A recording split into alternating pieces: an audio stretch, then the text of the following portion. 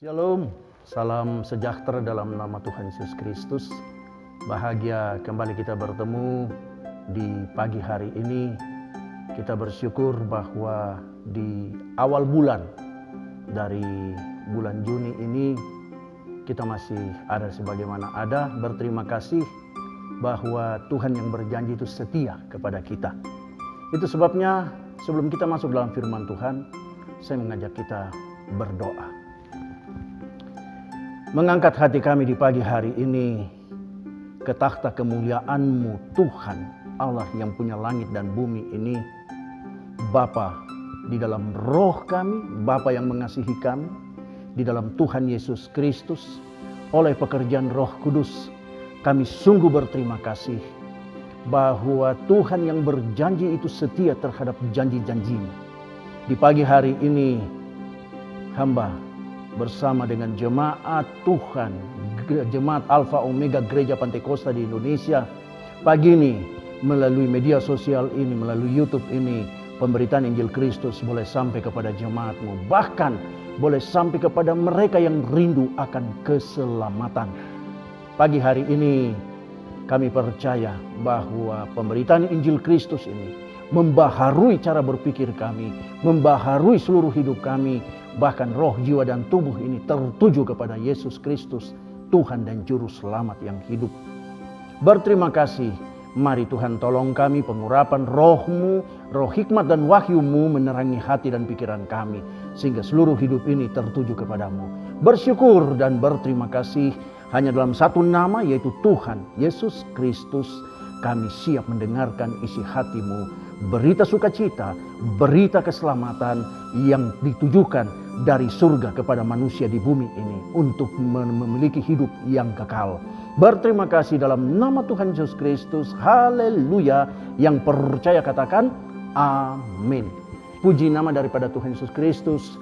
Mari saudaraku, di pagi ini kita akan sama-sama memperhatikan firman Tuhan. Saya mengajak kita untuk melihat di dalam Injil Markus. Kita akan melihat di sana dalam Injil Markus. Saya mengajak kita untuk memperhatikan firman Tuhan ini.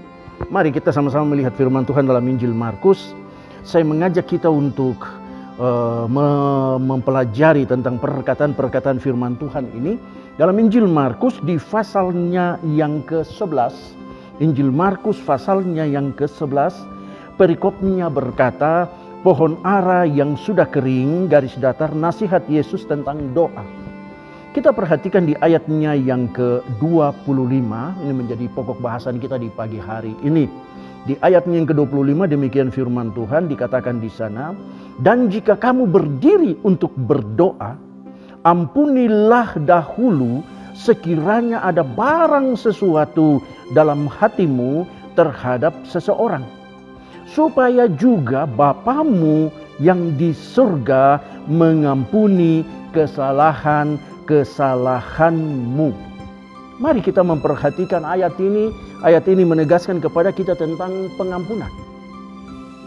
Bagaimana orang yang menerima pengampunan dan bagaimana orang yang selalu permohonannya dijawab. Di dalam ayat ini mengajarkan kita tentang bagaimana kerinduan hati kita untuk selalu ada jawaban dalam kehidupan kita. Ada banyak hal, situasi seperti ini seringkali membuat kita ragu terhadap janji-janji Tuhan. Tetapi saya ingin bawa kita untuk melihat bahwa janji Tuhan itu adalah ya dan amin, tidak pernah berubah.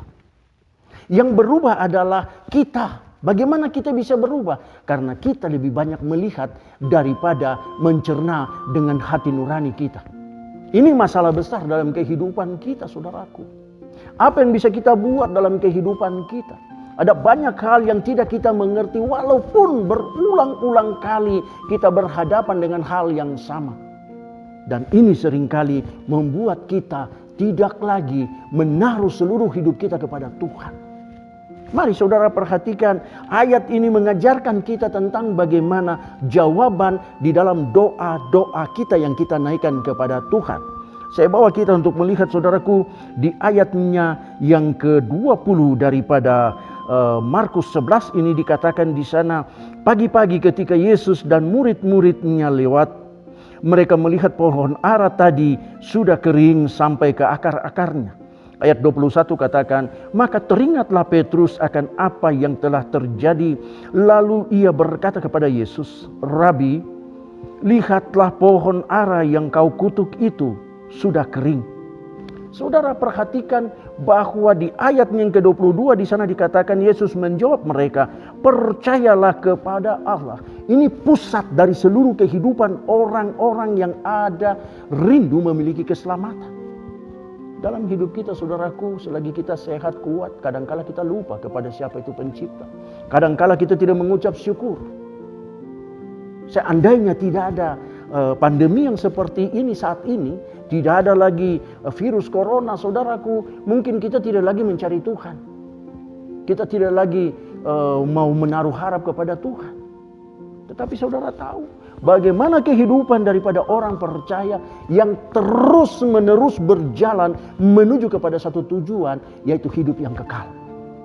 Saudara perhatikan ayat selanjutnya di sana dikatakan di ayatnya yang ke-23, saudara perhatikan di ayat 23, aku berkata kepadamu, kata Yesus, sesungguhnya barang siapa berkata kepada gunung ini, beranjaklah dan tercampaklah ke dalam laut, asal tidak bimbang hatinya, tetapi percaya bahwa apa yang dikatakannya itu akan terjadi, maka hal itu akan terjadi baginya. Saya mau saudara melihat bahwa dikatakan di sini bahwa hatinya, bukan pikirannya, bukan logikanya, bukan kemampuan karena pengetahuan, bukan. Hati. Ini masalah dalam kehidupan kita, saudaraku. Kadangkala kita lupa bahwa kita begitu rindu untuk surganya Tuhan. Begitu kita rindu untuk kembali kepada Tuhan. Tapi kadangkala hati kita ini tidak kita gunakan datang ke hadapan Tuhan. Ini masalah dalam kehidupan kita. Saya mau saudara untuk melihat ada satu contoh daripada firman Tuhan ini. Kita melihat dulu di kitab Kejadian. Saya bawa kita untuk melihat sebentar di sana. Saudara perhatikan dalam kitab Kejadian di pasalnya yang keempat ya. Kejadian pasalnya yang keempat, saudara perhatikan tentang Kain dan Habel. Apa yang terjadi di dalam kehidupan Kain dan Habel?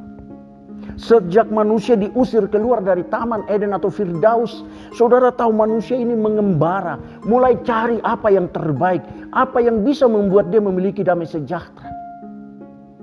Lalu anak daripada Adam dan Hawa ini, Kain dan Habel, kalau saudara perhatikan, mereka sama-sama melayani Tuhan. Bagaimana mereka melayani Tuhan? Dengan apa yang mereka punya. Firman Tuhan katakan di sini bahwa Kain itu seorang petani. Kain seorang petani. Dan Habel itu seorang peternak. Kalau kita belajar dari firman Tuhan ini, saudaraku, bahwa pekerjaan tidak salah bagi setiap orang yang bekerja patut menerima upah. Tetapi persembahan yang diberikan kepada Allah, kepada Tuhan, itu berdasarkan hati nurani. Saudara perhatikan, saya baca ayat ini, dikatakan di Kejadian pasal 4, Kain dan Habel. Saudara perhatikan. Di ayatnya yang kedua di sana dikatakan, selanjutnya dilahirkannyalah Habel adik Kain, dan Habel menjadi gembala kambing domba, Kain menjadi petani. Ayat 3 katakan, sebab setelah beberapa waktu lamanya, maka Kain mempersembahkan sebagian dari hasil tanah itu kepada Tuhan sebagai korban persembahan. Ayatnya yang keempat katakan, Habel juga mempersembahkan korban persembahan dari anak sulung kambing dombanya, yakni lemak-lemaknya. Maka Tuhan mengindahkan Habel dan korban persembahannya itu. Ayatnya yang kelima katakan, tetapi Kain dan korban persembahannya tidak diindahkannya. Lalu hati Kain menjadi sangat panas dan mukanya muram.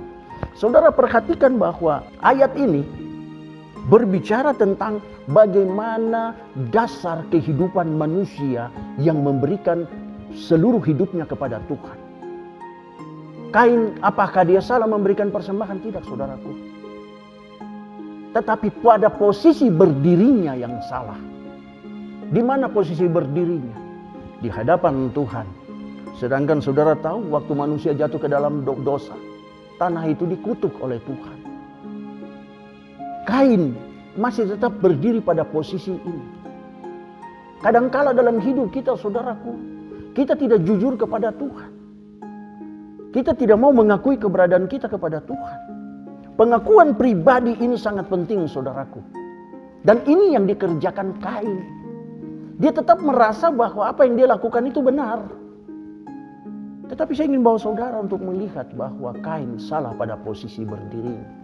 Imannya tidak pada posisi yang sebenar. Lalu Habel kenapa bisa? Karena posisinya benar pada apa yang Tuhan inginkan.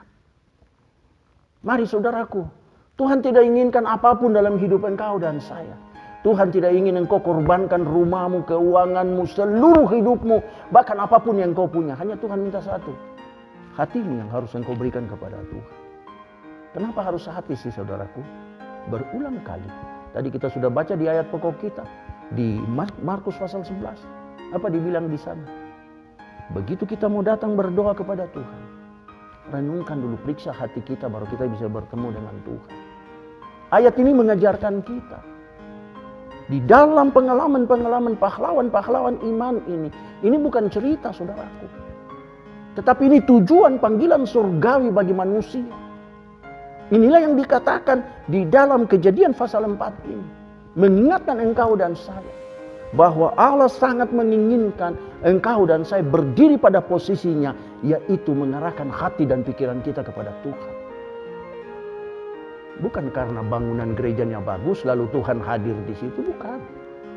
Bukan karena kita punya bangunan gerejanya bagus pakai AC, yang datang pakai mobil semua, mahal harga mobilnya, lalu yang datang mereka yang punya duit banyak, lalu Tuhan hadir. Tidak, saudaraku.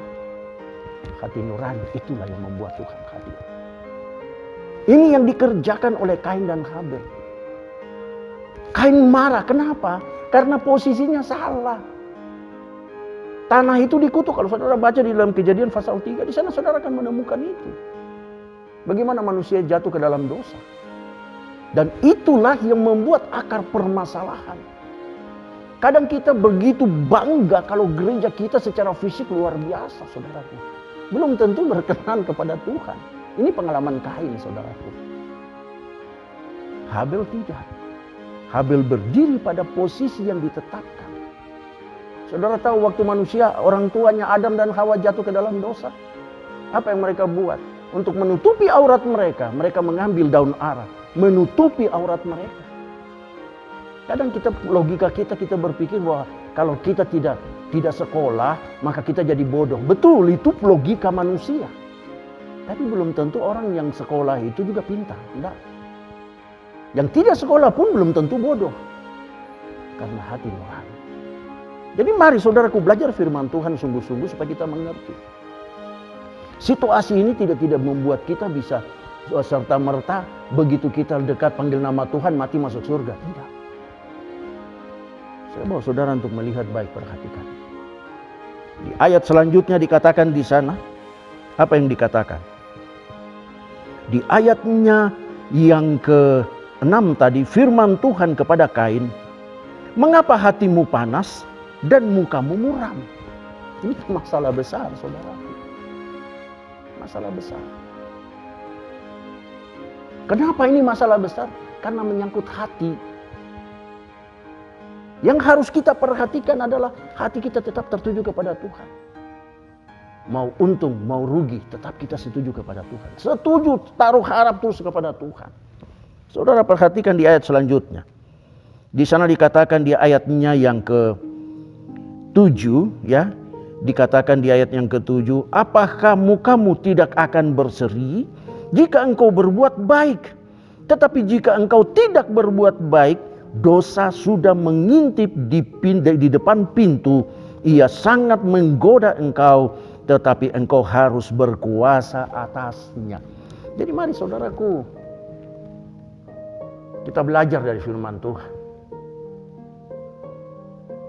Ada pepatah berkata begini, kepala boleh panas, hati tetap dingin. Kenapa harus hati dingin? Karena semua dikontrol dari hati, saudaraku. Mari saudara perhatikan baik.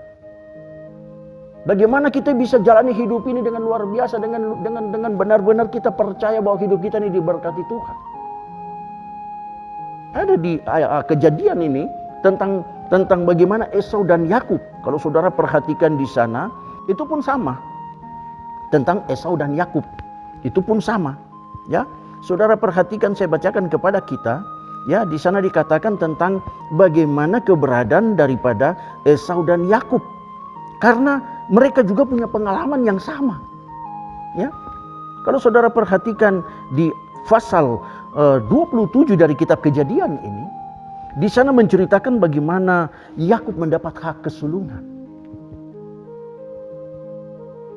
Kenapa Yakub bisa mendapatkan hak kesulungan? Sedangkan yang dia buat adalah menurut logika manusia, menurut kebiasaan manusia, menurut etika kehidupan, bahwa kalau berbohong itu dosa.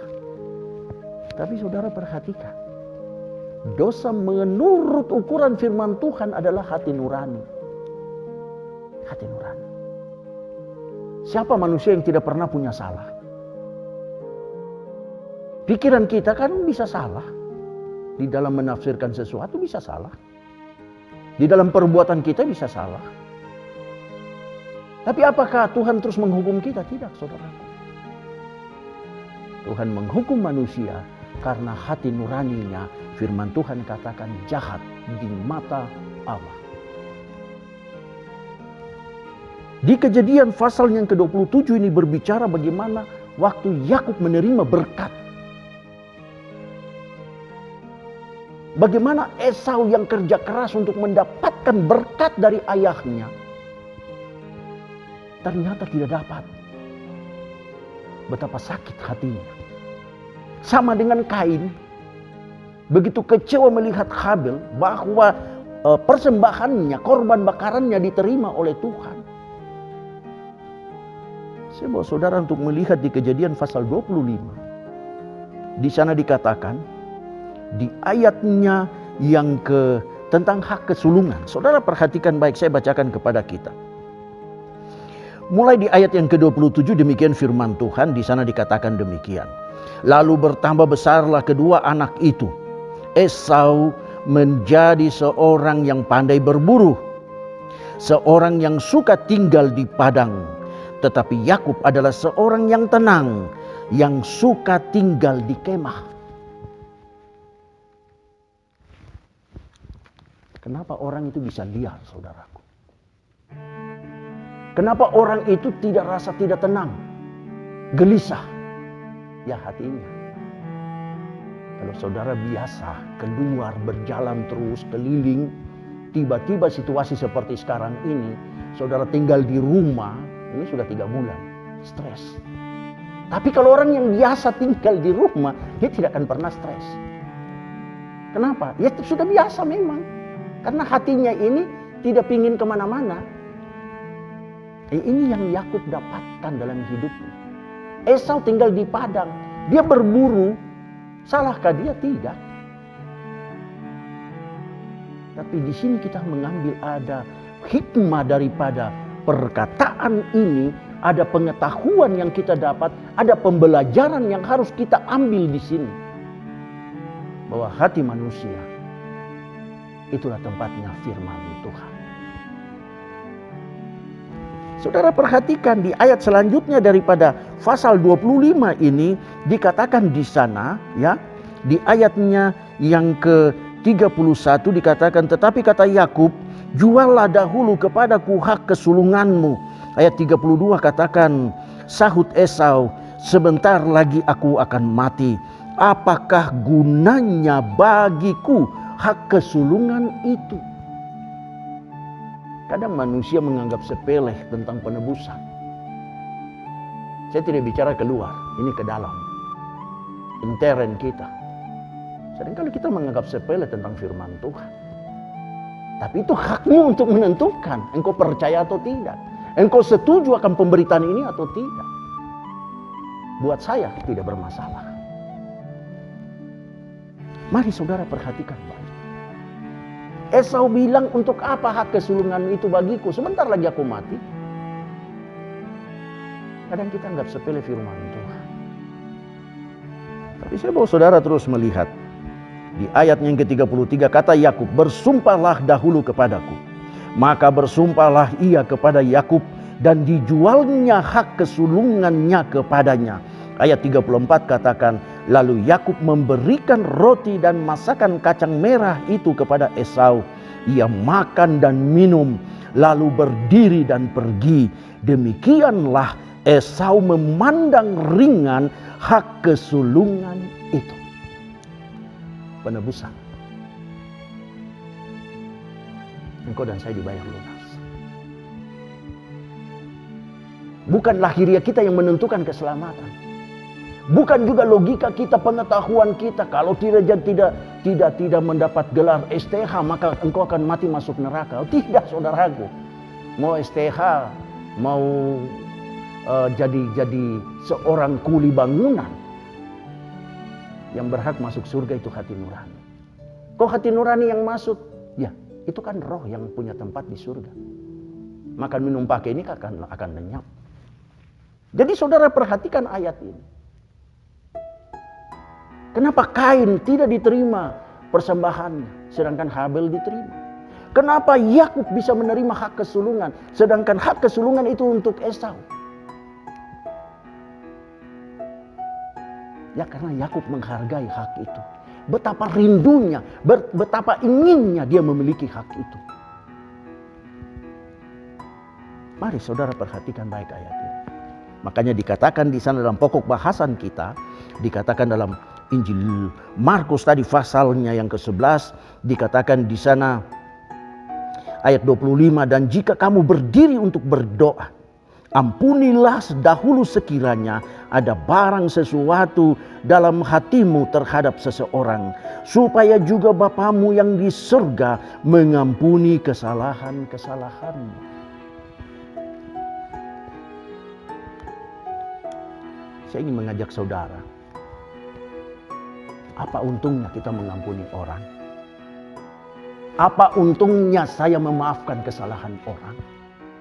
Apa untungnya dalam hidup saya ini, saya rela memberikan kepada orang bahwa kasih sayang Tuhan yang datang mengalir dalam hidup saya rela melepaskannya kepada orang lain. Itu bicara berkat, saudaraku. Pengampunan. Beranikah kita minta ampun kepada Tuhan? Dan beranikah kita melepaskan pengampunan itu kepada orang lain? Beranikah? Itu masalah, saudaraku. Tapi saya ingin bawa saudara untuk melihat ayat ini, dikatakan di sana. Di ayat selanjutnya, ayatnya yang ke-25 tadi, dan jika kamu berdiri untuk berdoa, ampunilah dahulu sekiranya ada barang sesuatu dalam hatimu terhadap seseorang. Apa gunanya kita mengampuni? Saudara tahu, tak kala kita memberi pengampunan, maka kasih karunia itu mengalir buat kita. Secara fisik tidak, saudaraku. Tetapi firman yang kita dengar tinggal dalam hati ini, dia bertumbuh, dia berkembang, sehingga membuat kasih karunia itu bertambah-tambah dalam hidup kita. Yang kedua, kita akan menemukan di sana bahwa kebahagiaan itu tidak akan berhenti. Saudara tahu kenapa orang stres? Kenapa tekanan darah orang kok bisa naik? Darah tinggi lah.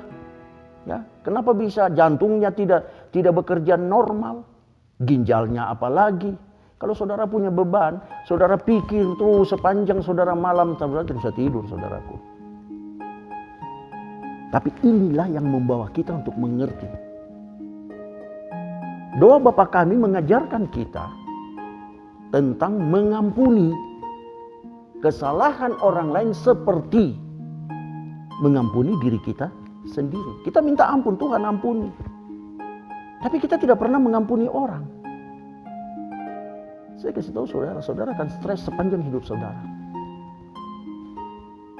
Keuntungan kita mengampuni orang adalah ada pembelaan surga bagi engkau dan saya. Tak kala kita punya masalah, Tuhan akan membela engkau dan saya. Yesus Kristus Tuhan di dalam kitab Roma mencatat, Dia adalah juru syafaat, Dia adalah pembela agung. Kalau Allah di pihak kita, siapa yang menjadi lawan kita? Kalau sekarang pandemi ini COVID-19, siapa yang mau membela kita? Negara, presiden, pemerintah? Tidak bisa, saudaraku. Makanya kita harus berpihak kepada Allah. Hati nurani kita tertuju kepada Allah. Kita harus taruh hati nurani ini kepada Allah. Makanya di sana kita akan menemukan.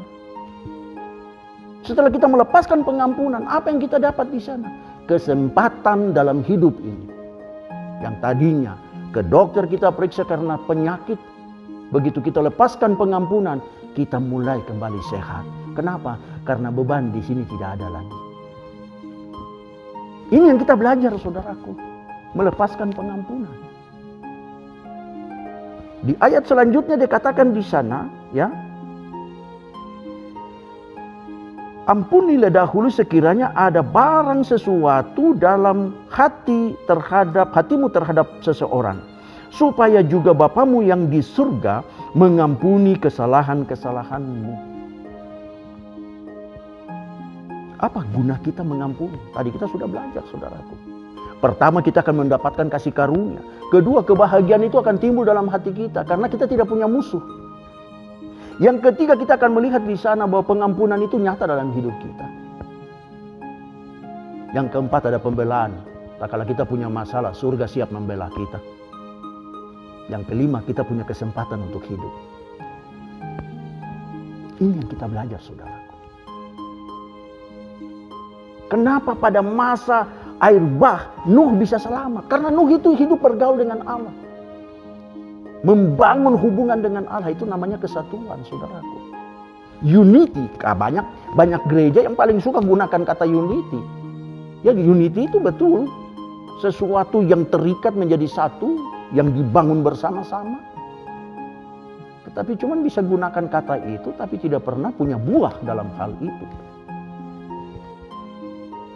Apa yang kita bisa dapat, saudaraku? Tak kala kita bertemu dengan Tuhan, kita menjalin hubungan, hidup bergaul dengan Allah, hidup bergaul dengan firman-Nya, maka di sana kita akan melihat jumlah, totalitas seluruh kehidupan kita itu bersatu dengan Tuhan.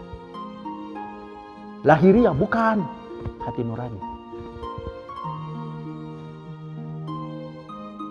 Mari saudara perhatikan baik ayat firman Tuhan.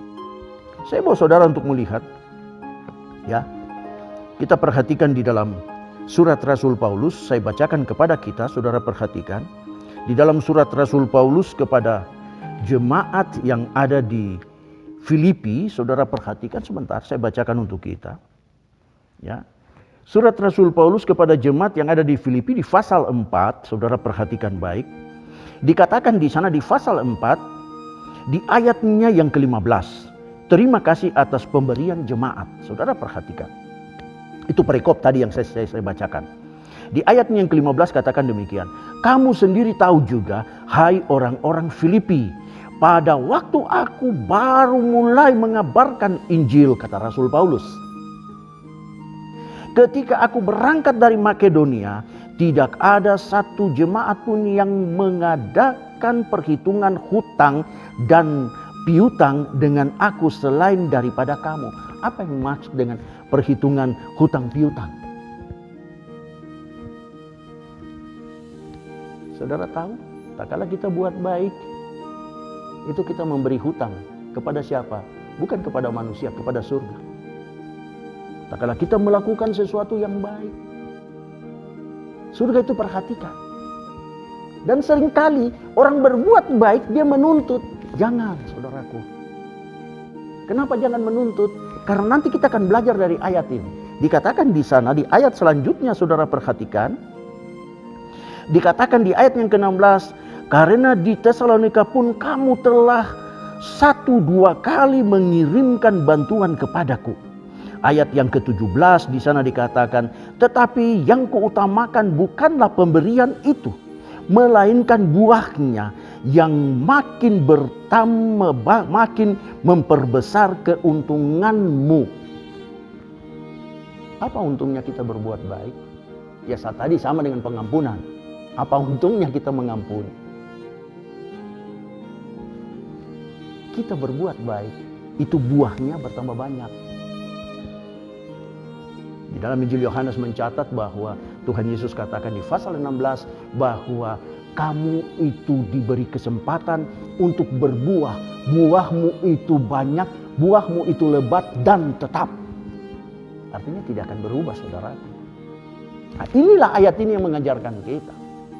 Jadi mari berbuat sesuatu untuk Tuhan. Jangan kepada nanti buat pendeta kita, buat gembala jemaat, buat hamba Tuhan.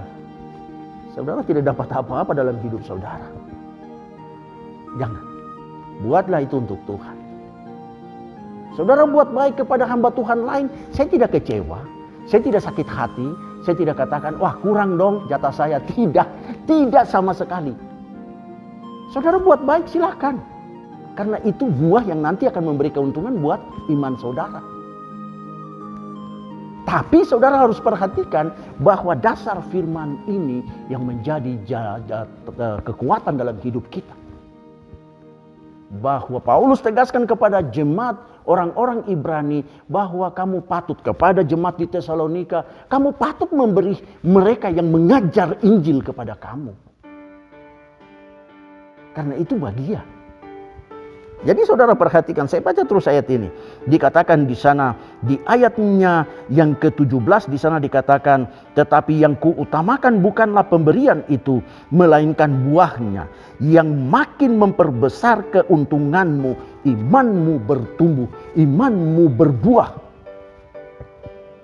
Ayat yang ke-19 katakan, Allahku akan memenuhi segala keperluanmu menurut kekayaan dan kemuliaannya dalam Kristus Yesus. Apalagi yang harus buat kita takut? Apalagi yang harus buat kita ragu-ragu dalam hidup ini? Tidak ada satupun yang bisa mengambil iman kita dari hidup kita selain kita yang melepaskan iman itu. Bertahan pada imanmu. Di dalam Injil Yohanes katakan sampai akhir engkau akan menemukan itu. Di dalam kitab Wahyu mencatat itu bahwa Tuhan Yesus sangat mengenal itu, mengetahui iman engkau dan saya. Firman Tuhan katakan tidak seberapa iman itu, tetapi karena kamu setia. Ayat ini mengajarkan kita.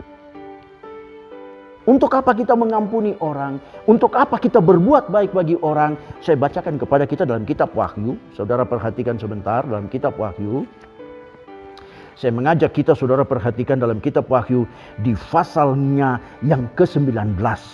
Wahyu pasal 19 perjamuan kawin anak domba. Wahyu pasal 19 saudara perhatikan di sana dikatakan baik mulai di ayatnya yang ke-6 dikatakan, lalu aku mendengar seperti suara himpunan besar orang banyak, seperti desau air bah dan seperti deru guru yang hebat. Katanya, haleluya, karena Tuhan Allah kita yang maha kuasa telah menjadi raja. Ayat 7 katakan, marilah kita bersuka cita dan bersorak-sorai dan memuliakan Dia, karena hari perkawinan anak domba telah tiba dan pengantinnya telah siap sedia. Ayat 8 katakan, dan kepadanya dikaruniakan supaya memakai kain lenan halus. Saudara perhatikan di situ ada buka kurung, ada tutup kurung ya. Kita akan baca terus. Dikatakan di sana yang kain lenan halus yang berkilau-kilauan dan yang putih bersih. Buka kurung, lenan halus itu adalah perbuatan-perbuatan yang benar dari orang-orang kudus. Tutup kurung. Ayat 9 katakan, ya, lalu ia berkata kepadaku, tuliskanlah, berbahagialah mereka yang diundang ke perjamuan kawin anak domba. Katanya lagi kepadaku, perkataan ini adalah benar, perkataan-perkataan dari Allah. Tuhan memberkati. Mari kita tunduk kepala, kita masuk dalam doa.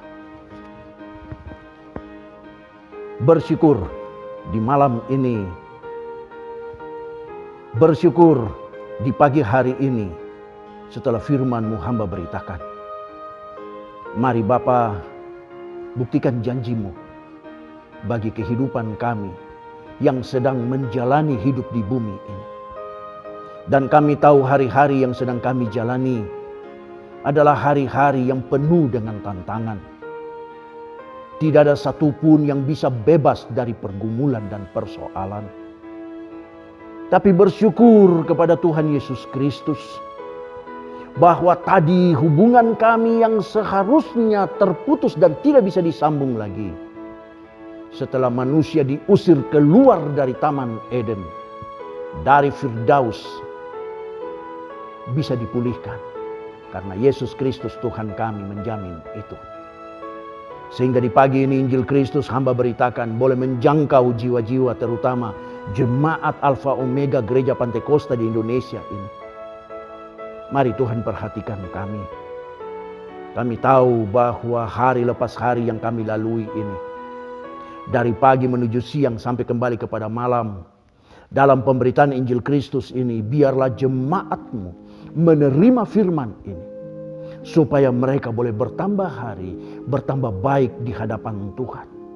Bertambah hari, bertambah kuat di hadapan Tuhan.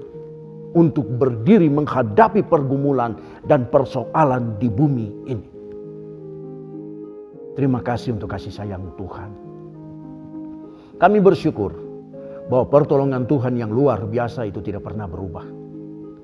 Itu sebabnya di malam ini, mari Bapa, tilik dan melihat akan seluruh keberadaan kami. Tuhan tahu segala sesuatu dalam hidup kami. Kami berdoa untuk jemaat Tuhan yang pagi ini ada dalam keadaan lemah, Tuhan kuatkan. Dalam keadaan bimbang, Tuhan teguhkan. Dalam keadaan ragu-ragu, Tuhan tetapkan langkah mereka.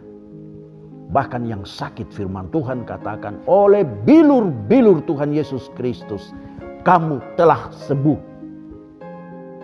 Berdoa untuk usaha mata pencaharian jemaat Tuhan. Tuhan berkati mereka. Apapun yang dikerjakan oleh jemaat-Mu, Tuhan berkati mereka. Pagari, jaga, pelihara, dan lindungi usaha mata pencaharian jemaat-Mu. Jangan biarkan jemaat-Mu tidak merasa tangan-Mu. Biarlah tangan-Mu terus menuntun mereka, memberkati mereka dalam usaha mata pencaharian mereka. Sehingga mereka boleh tahu ada perbedaan sesuai dengan firman Tuhan. Perbedaan antara orang yang beribadah kepada Tuhan dan yang tidak beribadah kepada Tuhan.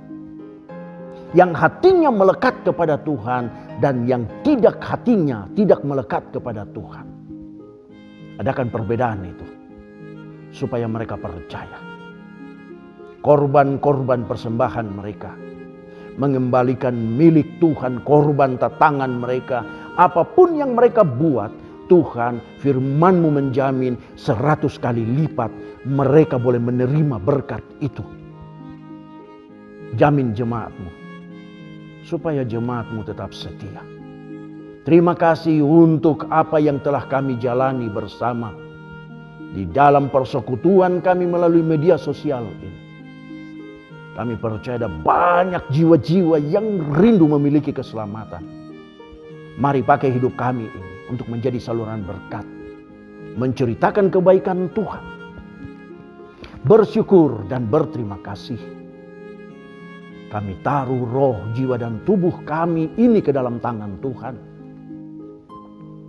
Kami juga berdoa untuk anak-anak kami, jemaat Tuhan yang berada di luar kota yang tidak sempat kembali karena situasi daripada pandemi ini.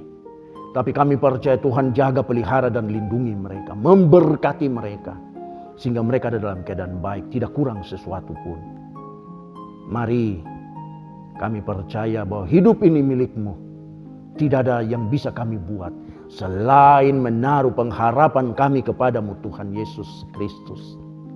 Jawaban dalam hidup kami tahu hanya satu. Tak kala kami berdoa, Tuhan menjawab. Tak kala kami berseru, Tuhan turun tangan untuk menolong kami. Terima kasih untuk semua yang telah Tuhan berikan kepada kami. Mengangkat hati kami, meminta pengampunan daripada-Mu. Berdoa untuk negara dan bangsa kami ini. Supaya Tuhan mengampuni negara dan bangsa ini. Karena kami tahu di negara ini ada banyak hal yang tidak adil. Ada banyak hal yang tidak dapat diluruskan. Korupsi dan sebagainya. Tetapi firman Tuhan mari meluruskan semua itu. Supaya semua bisa baik adanya. Memberkati Bapak Presiden Joko Widodo. Memberkati Bapak Wakil Presiden Kiai Haji Maruf Amin. Memberkati para menteri, lembaga tinggi negara TNI Polri. Kami percaya Tuhan buktikan janji itu.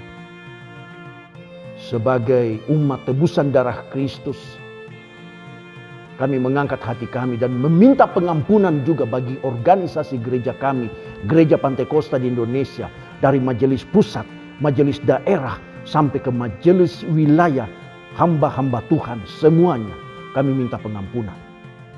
Supaya ada pemulihan besar terjadi dalam negara ini. Pemulihan ekonomi, pemulihan politik, pemulihan mata uang kami ini. Sehingga mata uang ini menjadi yang baik dari yang terbaik. Terima kasih Tuhan. Ini yang kami naikkan kepadamu. Kami minta ampun juga untuk seluruh keberadaan kami pribadi lepas pribadi. Dalam rumah tangga kami. Dalam seluruh keberadaan kami. Sebagai umat tebusan darah Kristus kami minta ampun. Biarlah hati kami tertuju kepada apa yang namanya rindu memiliki keselamatan. Dan biarlah ini terus bertumbuh. Bukan saja bertumbuh, tetapi berbuah. Buahnya lebat dan tetap. Kami berdoa untuk kota kami Pagar Alam. Kota ini milik Tuhan. Utara, selatan, timur, barat, kota ini milik Tuhan. Dan kami percaya malaikat Allah memagari kota ini. Karena itu doa kami bukan hari ini, tetapi selama kami ada di kota ini, kami berdiri dan mempertahankan kota ini. Kami bersyukur dan berterima kasih bahwa kota kami Pagar Alam ini adalah kota zona hijau. Kota yang benar-benar dijaga, dipelihara oleh Tuhan. Memberkati Pak Wali Kota, kami serahkan Pak Alpian Maskoni, bahkan berdoa juga untuk Pak Wakil Wali Kota, yaitu kami serahkan Pak Muhammad Fadli dalam tangan Tuhan. Seluruh jajaran SKPD dalam tangan Tuhan. Kami percaya bahwa kota ini kota yang diberkati Tuhan. Makanya kami ada di kota ini untuk terus berdoa. Bersyukur dan berterima kasih. Kami tahu bahwa Tuhan yang berjanji itu setia. Dan tidak pernah berubah setia. Kami taruh roh, jiwa dan tubuh kami ini di hadapan-Mu. Mari tuntun kami, bawa kami terus sampai bertemu muka dengan Engkau di Yerusalem baru. Itu kerinduan hati kami. Sebagai umat tebusan darah Kristus, kami taruh seluruh hidup kami. Dan kami percaya melalui media sosial ini ada banyak jiwa-jiwa yang menerima keselamatan. Ada banyak jiwa-jiwa yang menerima hidup yang kekal. Terima kasih Bapa. Terima kasih Tuhan Yesus Kristus. Sejak pertama kali pemberitaan Injil Kristus ini melalui media sosial sampai hari ini, pagi ini, hamba percaya ada banyak jiwa-jiwa yang diselamatkan. Bersyukur dan berterima kasih. Mari buktikan janji-Mu supaya mereka juga menerima keselamatan yang kekal. Kami percaya dari semua yang kami minta di sepanjang bulan yang berjalan ini, kami serahkan dalam tangan Tuhan.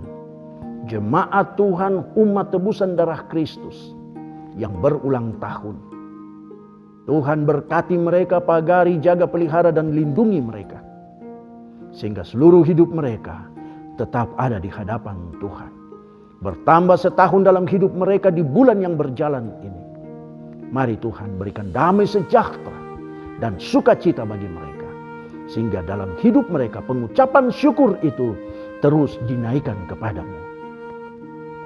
Bersyukur dan berterima kasih untuk kasih sayang Tuhan hanya dalam satu nama, yaitu Tuhan Yesus Kristus, yang telah mengajari kami berdoa Bapa kami. Mari kita berdoa sesuai dengan doa yang telah diajarkan oleh Yesus Kristus Tuhan kita.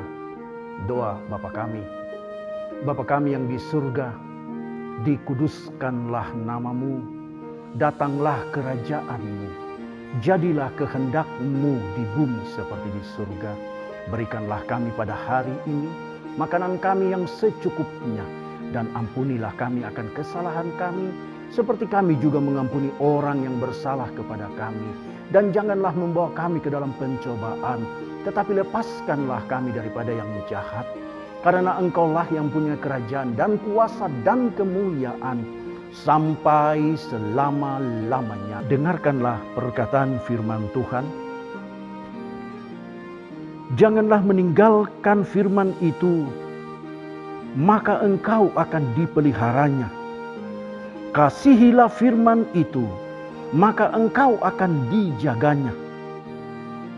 Junjunglah firman itu, maka engkau akan ditinggikannya. Engkau akan dijadikan terhormat apabila engkau memeluk firman itu. Hai anakku, kata firman Tuhan, dengarkanlah dan terimalah perkataan firman itu, supaya tahun hidupmu menjadi banyak. Firman mengajarkan jalan hikmat kepadamu. Firman memimpin engkau di jalan yang lurus. Bila engkau berjalan, langkahmu tidak akan terhambat.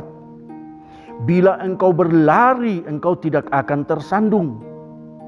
Berpeganglah pada didikan firman itu, janganlah melepaskan firman itu. Peliharalah firman itu, karena dialah hidupmu.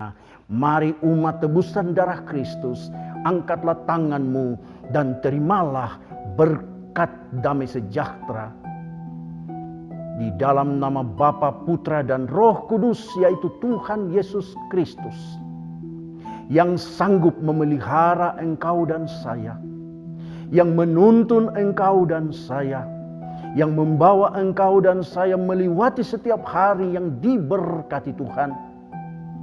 Firdaus, Eden yang permai, Yerusalem baru, pintu surga yang mulia menanti engkau dan saya, karena namamu dan namaku terdaftar di sana. Damai sejahtera Tuhan yang melampaui segala akal dan pikiran manusia menanti engkau dan saya di pintu rumahmu dan pintu rumahku, di pintu hatimu dan pintu hatiku hari ini, sampai Maranatha, Yesus datang kembali menjemput engkau dan saya. Haleluya, yang percaya katakan amin.